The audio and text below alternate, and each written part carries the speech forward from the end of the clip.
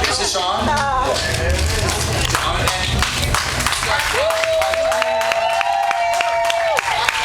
Blackheart's drummer, Tommy Price. My opinion, the best drummer in the world, now that Moon is gone. And Dougie Needles, guitar player. They just came to say hello. And I'm done. I play the keyboards and sing flat. Okay. All right, who's got the first question? Yeah? Okay, yeah.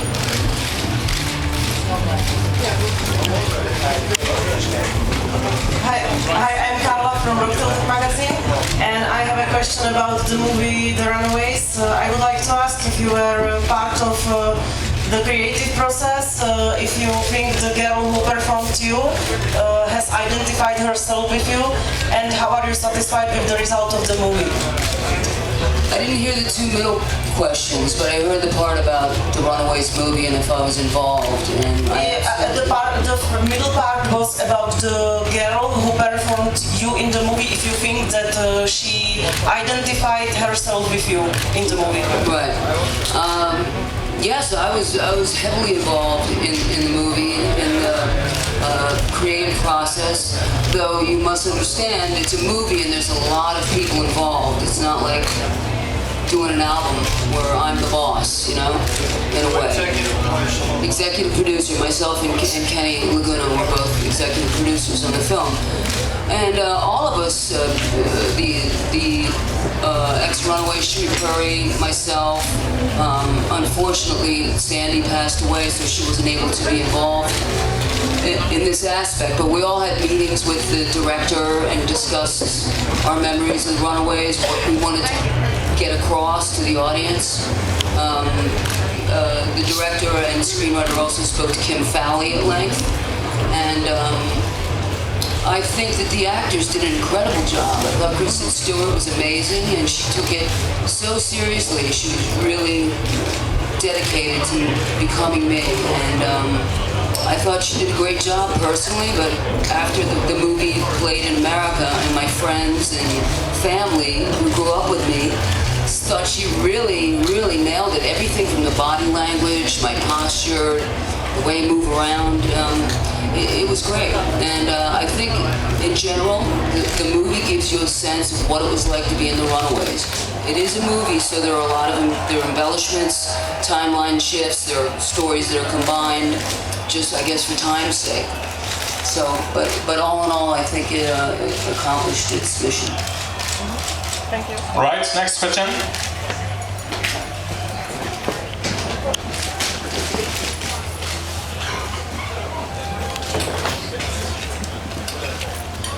Hello, Joan. My name is PJ, and I'm a Swedish big fan.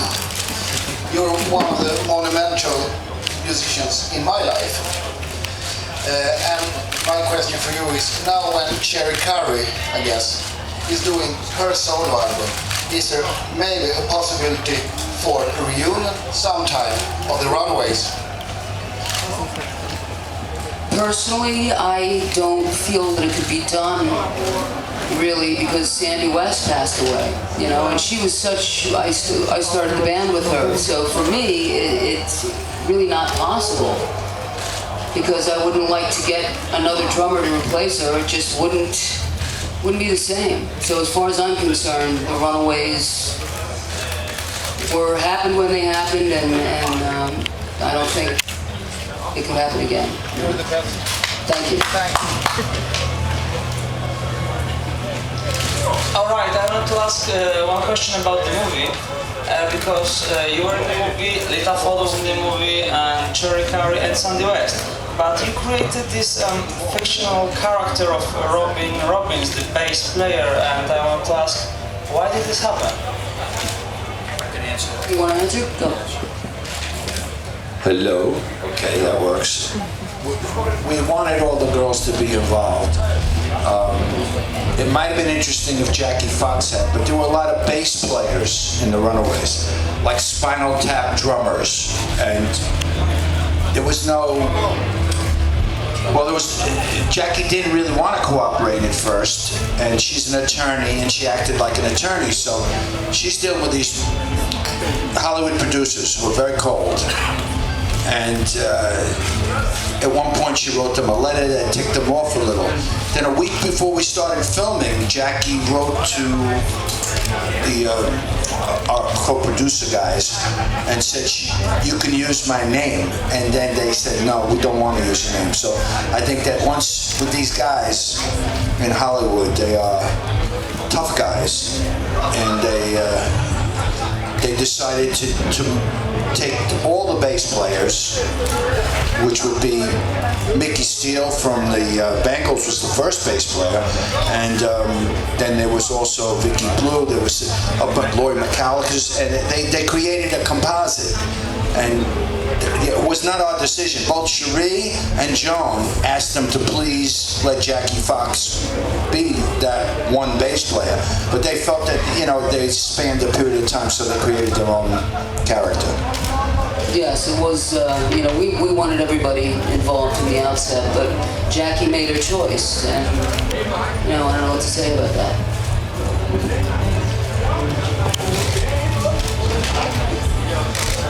Mikkel Strømstad with Revolt. How's it different going on tour now that the movie's been released?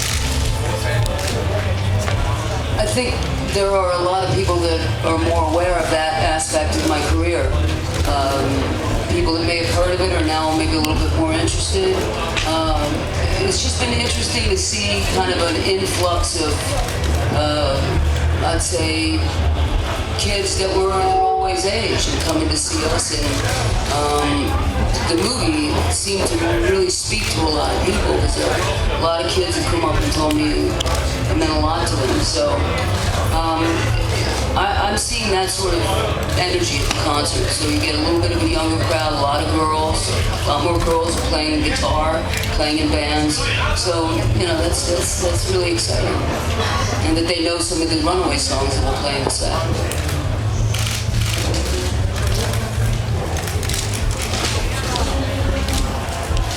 Good evening. Is it true that when you produced the Germs record that you were actually passed out on the couch in the studio the entire recording? Yeah, for one song. One song. One song. And you produced the rest of the album? Yeah. Okay. Oh, I produced that too, but in my sleep. Okay, thank you. That's my girl. Hi, Malou Thunderbridges, Copenhagen. Have you ever been accused of being a bitch in this male-dominated world of rock and roll? And if so, do you consider it a bad or a good thing?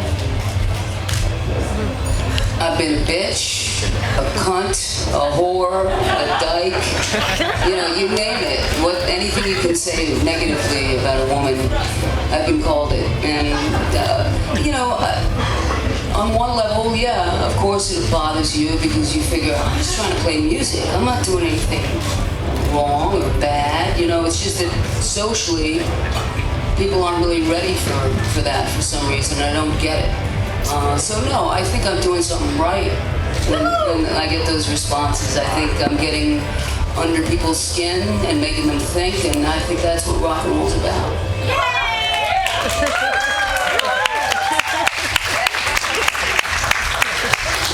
Indeed, a good answer. Next question.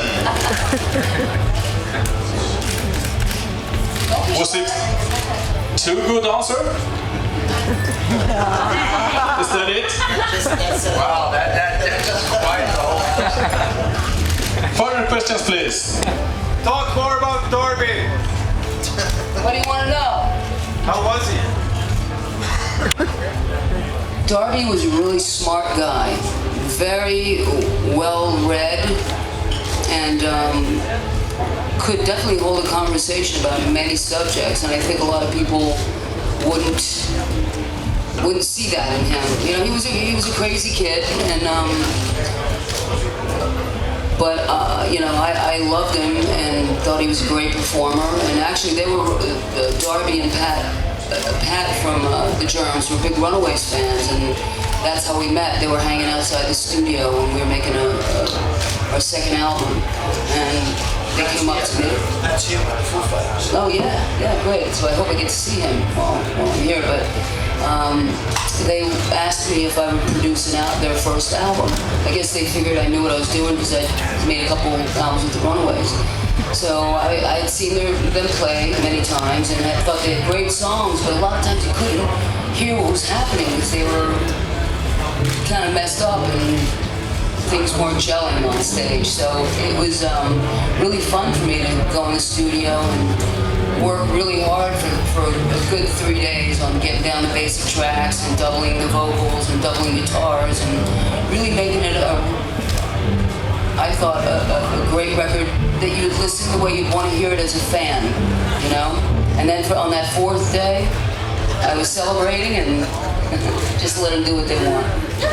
But Darby was a cool guy, you know? Do you think the movie gives a fair picture of him? The Germs movie?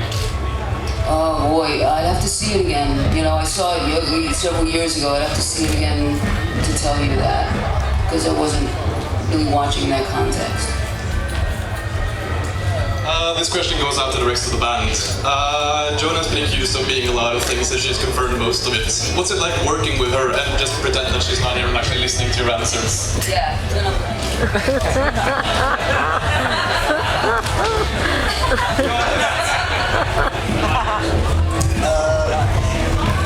Playing music for a living is a great thing, and since she gets it, it's not like having a boss as far as that's concerned.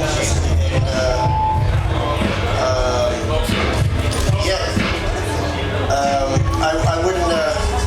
I wouldn't want to be in another band. Let's put it that way. It's the most fun, and to play for people, and this kind of music, nice, simple, straight, not complicated rock and roll.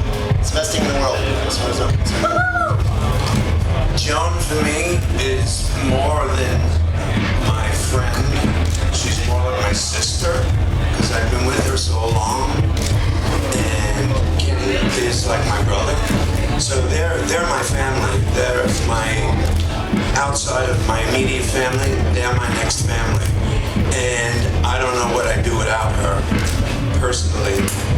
As far as playing in the band with her, she's the best guitar player I've ever played with in my life. And I played with a lot of great guitar players. And Dougie also. Just for your information, Tommy has a storied history.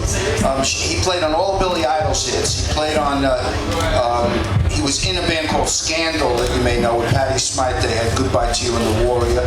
He's played on countless hit records in sessions in New York. And also when the Jay Giles band broke up, he did Peter Wolf's solo album. That was a big hit in America called Lights Out. I mean, he's played on like 50 hit records, so he knows what he's talking about. There you go. More questions?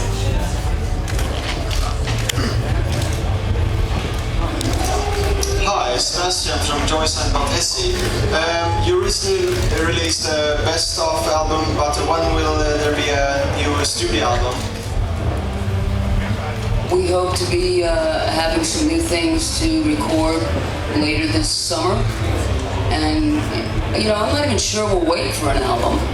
We could just release an EP, a few songs at once, and that's the advantage of, I guess, some of the internet stuff. But I would say this year you'll see some new music, for sure.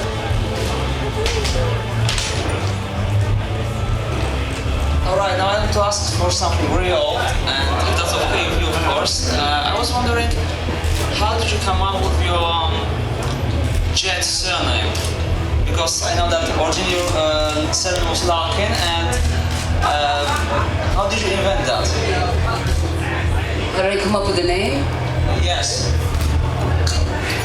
Well, I used to hang out at this club called Rodney's English Disco, and they played a lot of British glitter music from the early 70s, a lot of glam rock, David Bowie, Gary Glitter, a lot of people with wacky names, and I was very into the music, and as I was formulating in my mind who I was going to be in a band, my last name just didn't really had a sort of flavor. So I was trying to figure out something that kind of bounced off my first name. I'm not really sure if I saw the word Jett someplace, but it wasn't a double T. But I just thought Joan Jett just kind of sounded great. And I matched the letters, you know, for JOAN, two T's, JTT, and it just kind of stuck. What sort of flavor is it that you think your name has? You just said it has a flavor. What kind of, the Jett name? Energy. Yeah.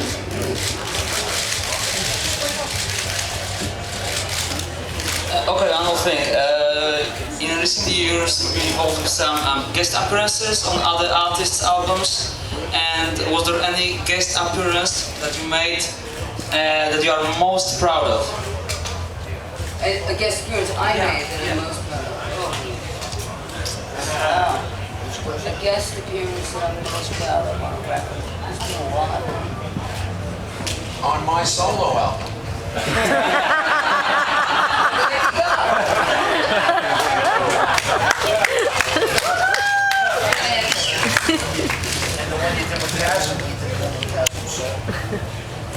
Same record. You didn't do a lot of them, did you? Huh? You haven't done that many. How about Bikini Kill? No, but I did Bikini Kill. Was one of my favorites. Bikini Kill would probably be one of my favorites. I played on and produced, yeah. Behind Tommy's. Diplomatic. Next question. Do we have any more? Well, this is a two-part question. The first part is rock and roll today less badass than it used to be? And the second part is, are you less badass than you used to be? Well, depending on what bands you're talking about, I think, yeah, for the most part, rock and roll's a lot less fun. Rock and roll's a lot less badass than it used to be. There used to be sort of a menace and a mystery to it. Now it's sort of, it seems everybody's playing the...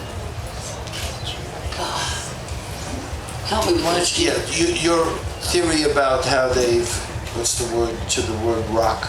They've taken the word rock. It doesn't mean anything anymore. Clothes rock, food rocks.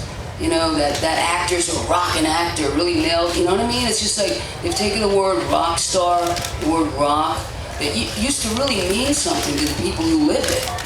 And they've made it a meaningless word now, you know? And so I get frustrated with things like that because I take it seriously. And am I less badass than I used to be? Well, let's just say I don't party like I used to, so I can do the work I need to do, but I don't think I'm less of what I was. In fact, I might be more, because I'm kind of hardened in my ways now. Does that make sense? Yeah. Hello, this is Barbara from Rock Hard Italy. First of all, I love you, Joan. Thanks for being here. And thank you. You've been a pioneer of female rock and roll.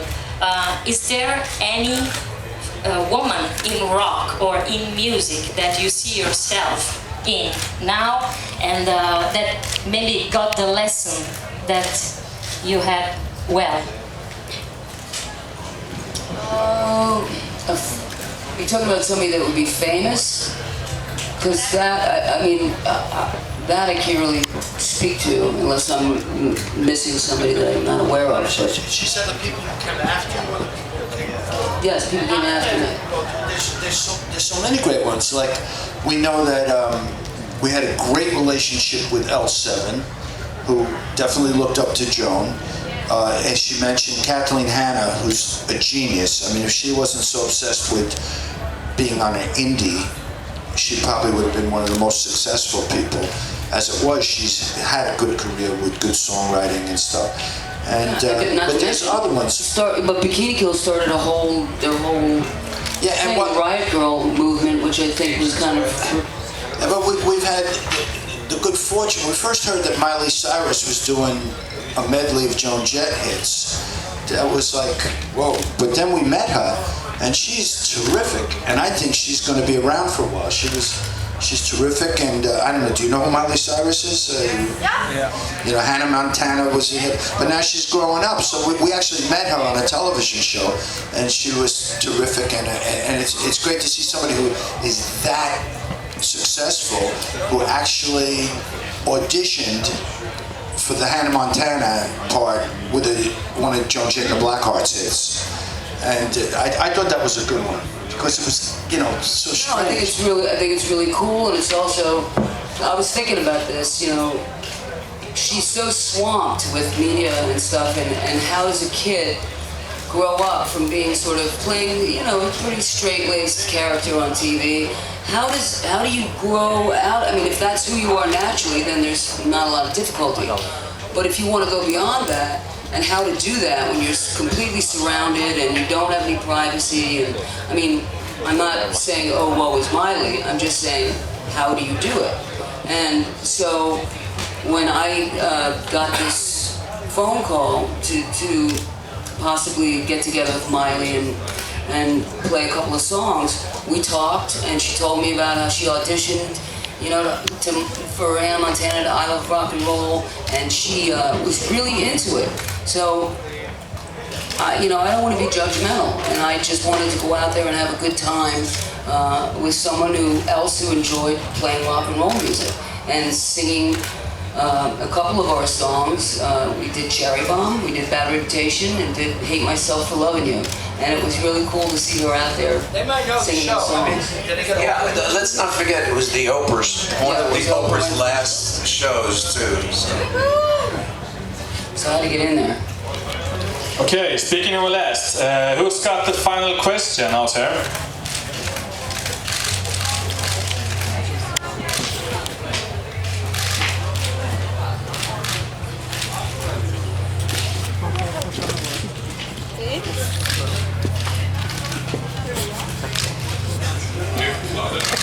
Hi John, Darby from Sweden Rock TV here.